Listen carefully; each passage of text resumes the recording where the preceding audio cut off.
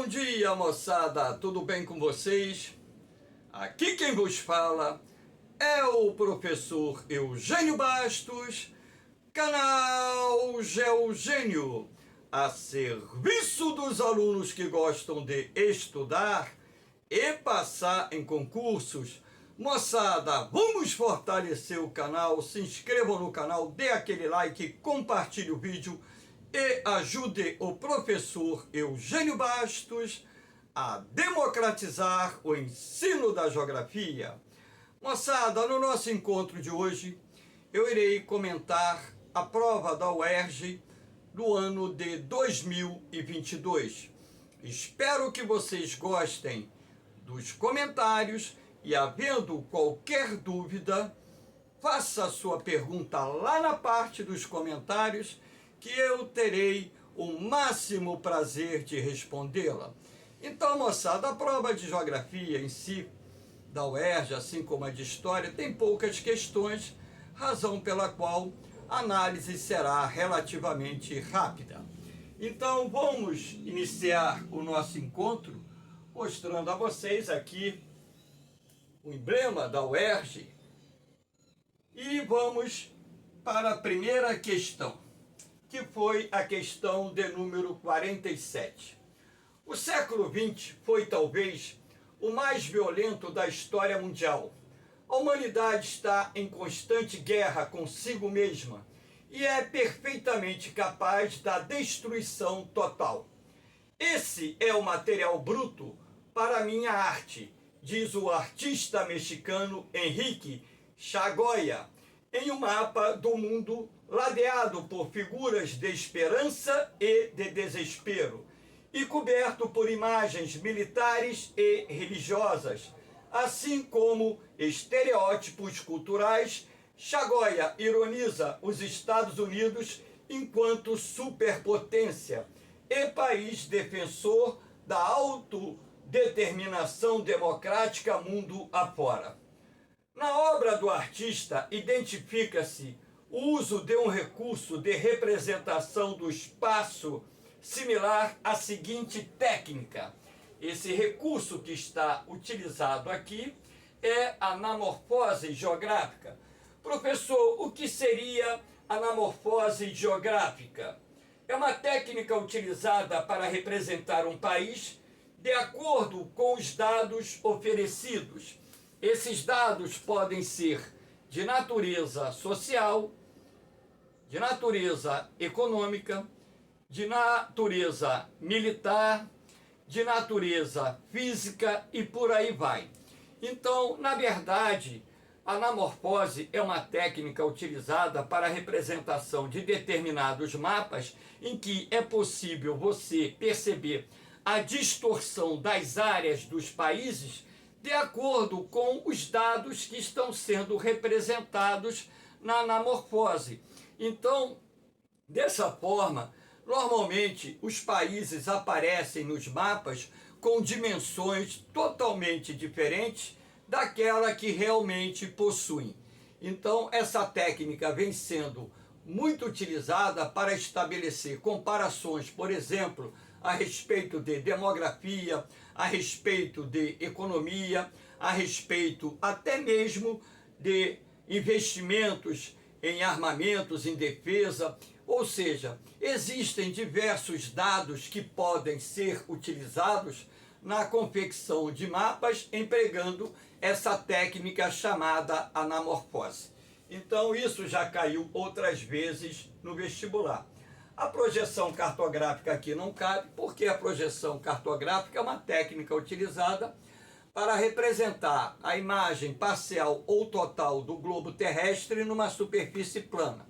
Então aqui está fora do contexto, até mesmo porque, se vocês repararem, o Canadá está bem menor que os Estados Unidos, a América Latina bem menor do que os Estados Unidos, a África, a Europa, enfim. Sensoriamento remoto é uma técnica que é utilizada para levantamentos de dados específicos, principalmente utilizando imagens de satélite, então não cabe. Levantamento planimétrico também não cabe dentro dessa questão. Então, a anamorfose geográfica A resposta correta, a letra C. Aqui nós temos a questão de número 48, perdão, pulou aqui. Esse notebook novo é muito sensível. O grafite reproduzido do artista Banksy está localizado nas proximidades de um mercado norte da cidade de Londres. Nele, um braço robótico de um caixa eletrônico segura uma menina. A obra remete a uma discussão acerca dos impactos das novas tecnologias no capitalismo contemporâneo. O impacto socioeconômico no atual modelo produtivo é o aumento da exigência de trabalhadores qualificados. Atualmente, o mundo já está passando pela quarta revolução industrial, que também é chamada de Revolução 4.0. Moçada, fique ligado, porque daqui para frente nós teremos muitas questões falando sobre a quarta revolução industrial. E hoje já se fala até na Revolução Industrial 4.1, que seria ainda uma etapa mais evoluída do que a Revolução Industrial 4.0. Então, na medida em que a tecnologia avança, essa tecnologia, vamos dizer, para o mercado de trabalho, ela acaba substituindo uma grande quantidade de trabalhadores por novos modelos de máquinas e robôs. E sendo assim, é necessário que as pessoas compreendam, principalmente os mais jovens, sobre a importância de se preparar para competir com o mundo cada vez mais tecnificado. Então você tem que se transformar num trabalhador altamente qualificado para poder ingressar no mercado de trabalho ou se manter no mercado de trabalho para que possa sobreviver à concorrência desleal das máquinas, dos robôs, enfim. O processo de automação está avançando em várias partes do mundo e, consequentemente, esse é o dilema que as gerações que viverão agora no século XXI terão pela frente. Competir com as novas tecnologias, competir com a inteligência artificial e você ter que se preparar, se qualificar o máximo possível e se manter sempre atualizado para poder sobreviver essa competitividade de um mercado de trabalho cada vez mais seleto. Então, resposta, letra D de dado. Aqui nós temos a questão 49. Em 2019, a pecuária brasileira apresentou produtividade média de 1,2 animais hectare. Contudo, no país já são encontradas áreas de criação bovina que possuem produtividade superior a 8 animais hectare, utilizando meios mais sustentáveis como os sistemas integrados. Adaptado, Jornal Parará, Parará. A reduzida produtividade média da pecuária nacional é explicada pela associação dessa atividade econômica com o seguinte processo. A resposta correta, letra A, grilagem de terras. Professor, o que seria a grilagem de terras? A grilagem de terras provém da falsificação de escrituras por parte dos grileiros. Por que que eles são chamados de grileiros?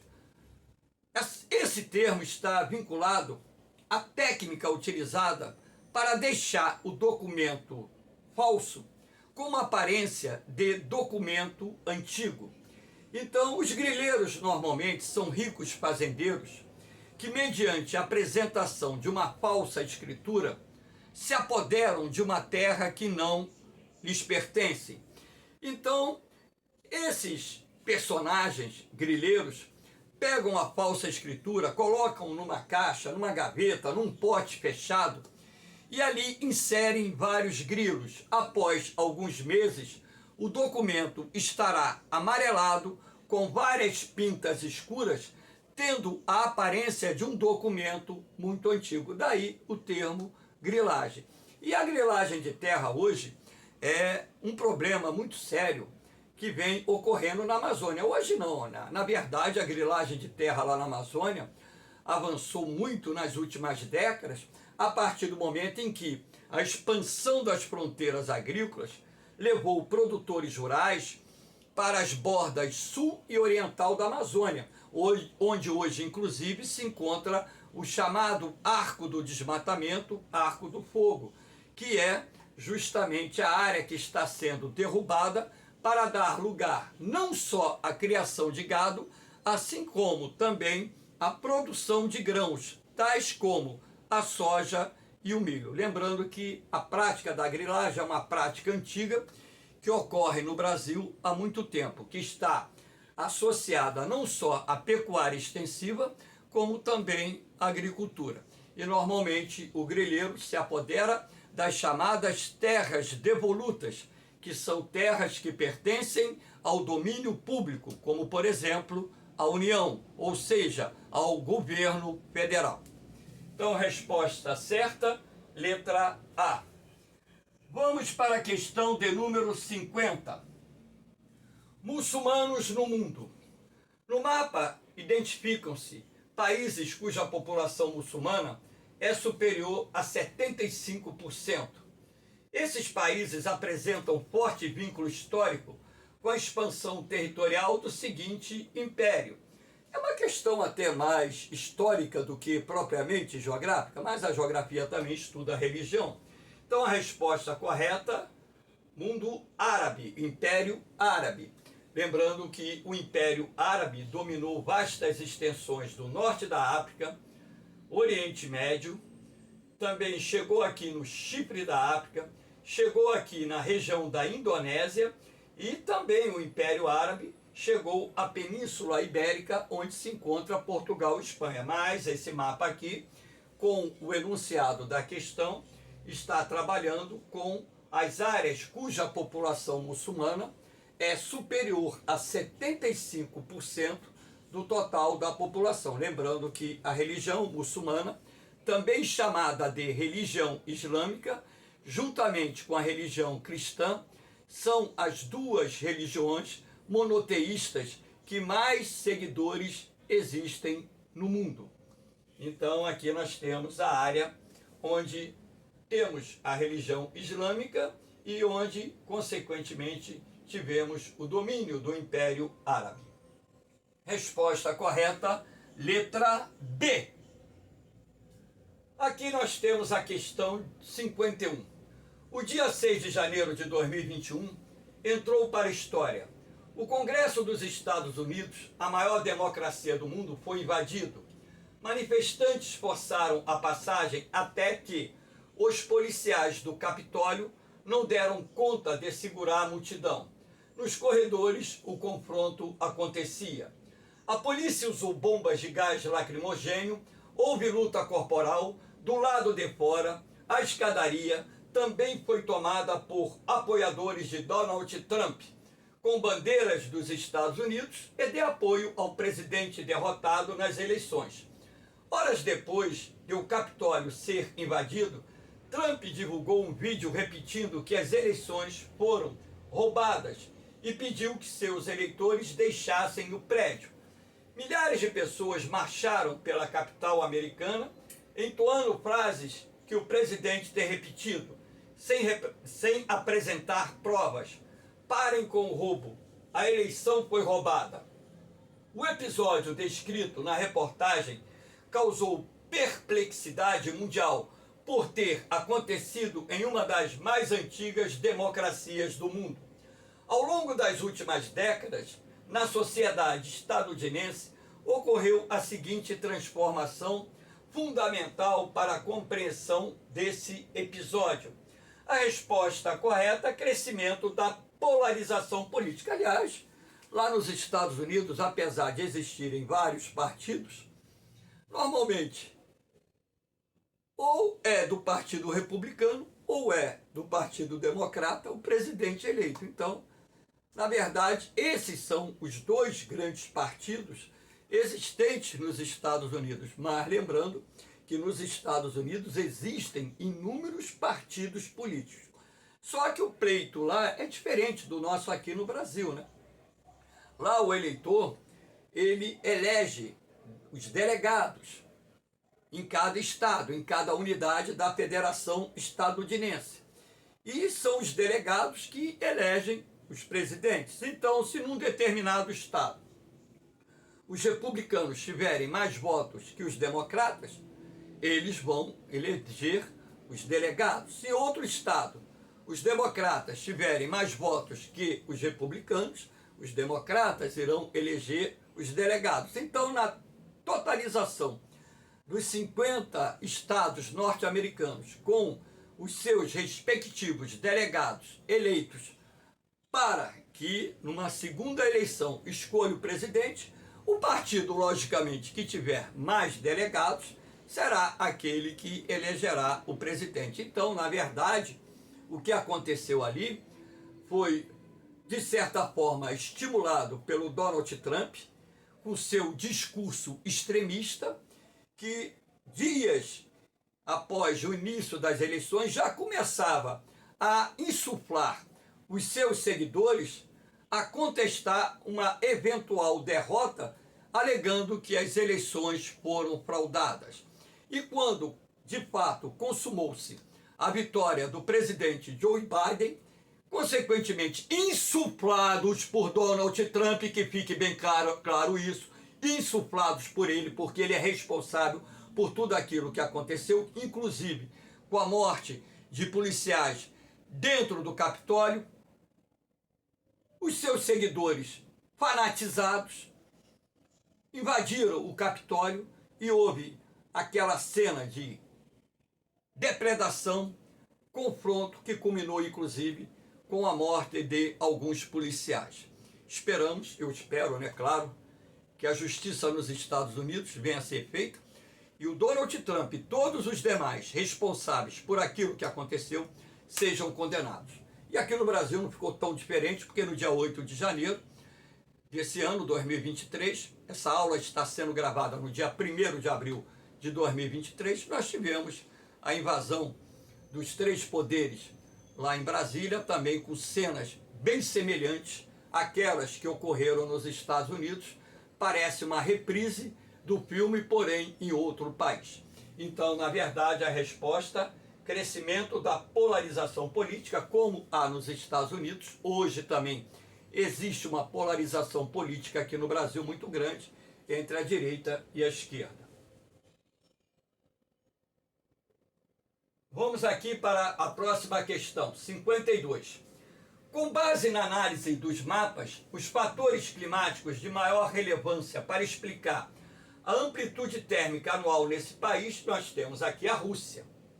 Tá? Aqui o mapa com a máxima anual e aqui o mapa com a mínima anual. Então, a Rússia é o país de maior extensão territorial do planeta. A primeira coisa que você tem que levar em consideração é que a Rússia possui mais de 16 milhões de quilômetros quadrados, aproximadamente o dobro do território brasileiro. Que a Rússia se localiza predominantemente na zona temperada do planeta e que o norte da Rússia é cortado pelo Círculo Polar Ártico.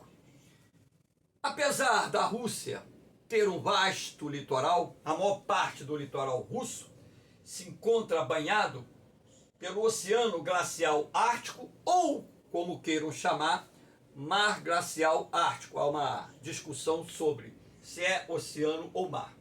Uma parte pelo Oceano Pacífico, uma parte aqui pelo Mar Báltico, na Europa. Então, a Rússia é um país de grandes contrastes de temperatura. Por quê? Não só pela posição latitudinal, uma vez que a Rússia se encontra numa zona de média e alta latitude, assim como pelo efeito da continentalidade. Então, o que acontece na Rússia? No verão, você tem áreas do território russo onde a temperatura nos dias mais quentes passa dos 40 graus. Isso já aconteceu até na capital, Moscou. Assim como no inverno, tem áreas no território russo onde a temperatura fica menos 50, menos 60, em Verkhoyansk, na Sibéria, já se registrou menos 73 graus, que é a temperatura mínima maior até hoje registrada no hemisfério norte. Então, o efeito da continentalidade e a posição latitudinal da Rússia é que explica esse enorme contraste de temperatura que o país registra ao longo do ano, razão pela qual a resposta correta, a letra D de dado, latitude e continentalidade. Aqui nós temos a questão de número 53. Aqui está o mapa do Afeganistão. A primeira pergunta que ele suscita é: por que o Afeganistão existe? O país contém cerca de uma dúzia de grupos étnicos, cuja distribuição é mostrada aqui de forma simplificada. Deve-se ter em mente também as divisões tribais afegãs, que subdividem em numerosos clãs e grupos familiares menores. A partir do mapa e do texto, depreende-se a dificuldade de construção de uma identidade nacional em contextos socioespaciais como o afegão. Entretanto, há um país asiático com diversidade semelhante, que logrou preservar a sua unidade territorial e seu regime democrático desde a sua independência. Esse país asiático, letra B, é a Índia. Mas que fique bem claro na cabeça de vocês que existem movimentos separatistas dentro do território indiano. A democracia na Índia, ela está consolidada? Consolidada. Todavia, você tem na província de Caxemira, que é uma região de população predominantemente muçulmana, um movimento que quer a independência da Caxemira para posteriormente se unir à Caxemira do Paquistão. Então esse conflito da Caxemira, inclusive, já foi abordado inúmeras vezes em provas de concurso. Então que se fique bem claro que existem movimentos separatistas no estado de Punjab, por exemplo, ou na província de Punjab, como queiram chamar. Província e estado têm o mesmo significado, termos diferentes, mas com o mesmo significado. Você tem os sikhins, que também lutam pela independência do território indiano. Então, na verdade, essa democracia indiana, ela é mantida, de certa forma, pelo uso de uma máquina repressora que reprime as minorias que, por sua vez, tentam a fragmentação, a divisão do território indiano. Essa democracia, ela existe, ela está consolidada, mas é uma democracia que a gente pode colocar não 100% estável, por causa das turbulências que ocorrem em determinados pontos do território indiano, onde existem movimentos separatistas que desejam se libertar do domínio ou do jugo indiano, no caso dos caxemires, para se unir ao Paquistão ou simplesmente à Caxemira do Paquistão e, quem sabe, amanhã depois, até criar um novo país, a República da Caxemira. Mas a Índia como um todo, ela tem conseguido manter essa unidade, mas em função, logicamente, dos hindus serem a maioria, comporem a maior parte da população, e em função disso, eles têm o poder, têm uma máquina à sua disposição que reprime aqueles movimentos separatistas existentes dentro do território indiano. Então, como eu disse, a resposta aqui é letra B, a Índia. Moçada, espero que vocês tenham gostado dos comentários das questões da UERJ. Eu vou gravar as outras provas, já gravei a de 2023, hoje eu gravei a de 2022, amanhã eu vou gravar a de 2021. Ao longo da Semana Santa, se eu não trabalhar quinta-feira, eu vou gravar 2020 quinta, 2019 na sexta-feira santa, 2018 no sábado, 2017 no domingo, enfim. Eu pretendo gravar pelo menos as 15 últimas provas da UERJ para ajudar quem está se preparando para o vestibular da UERJ aqui no Rio de Janeiro, melhorar o seu desempenho. Então, a prova da UERJ em si é uma prova fácil, não é uma prova difícil. Você com um pouquinho de leitura, você conhecendo um pouquinho de atualidades, você consegue também ter um bom desempenho na prova de geografia. E eu peço encarecidamente a vocês que ajude a fortalecer o canal, divulgando o canal, dando like, deixando o seu comentário, compartilhando o vídeo, porque o meu canal não é monetizado, não será monetizado, não tenho fins, objetivo de ganhar dinheiro no YouTube, não é esse meu propósito. Meu propósito é fazer do canal Geogênio uma ferramenta de apoio para você que está se preparando para um concurso, seja ele vestibular, seja ele militar. Professor Eugênio Bastos tem 42 anos de experiência no magistério, trabalhando com turmas preparatórias, militares e vestibulares. Então, eu acho que eu tenho um pouquinho de experiência para fornecer a todos vocês. Valeu, moçada! Um beijão no coração de vocês, um forte abraço, fiquem com Deus, eu vou, mas eu volto, hein? Fui!